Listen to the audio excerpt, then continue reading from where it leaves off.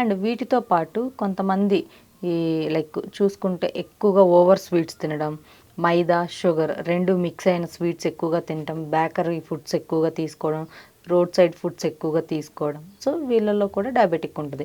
Obesity ఉన్న అంటే ఊబకాయం, స్థూలకాయం అని వినే ఉంటారు కదా. సో ఈ ఓవర్ వెయిట్ ఉన్న వాళ్ళలో కూడా మనం ఈ డయాబెటిక్ ఇష్యూ అనేది చూస్తున్నాము. సో ఏదైనప్పటికీ కూడా డయాబెటిక్ రావడానికి మల్టిపుల్ రీజన్స్ అనేవి ఉన్నాయి. సో ఈ మల్టిపుల్ రీజన్స్లో మనం ఫస్ట్ థింగ్ మనం కరెక్ట్ చేసుకోవాల్సింది ఏంటి అంటే స్ట్రెస్ని మనం కంట్రోల్ చేసుకోవాలి. అండ్ సెకండ్ వన్ వచ్చేసి లైక్ మనం మన ఫుడ్ లైక్ ఎక్కువగా స్వీట్స్, మైదా, junk foods, oil foods, road side foods, deep fries ఇవి కొంచెం తగ్గిస్తే కనుక ఈ డయాబెటిక్ అనేది మనకి కంట్రోల్లోకి వస్తుంది.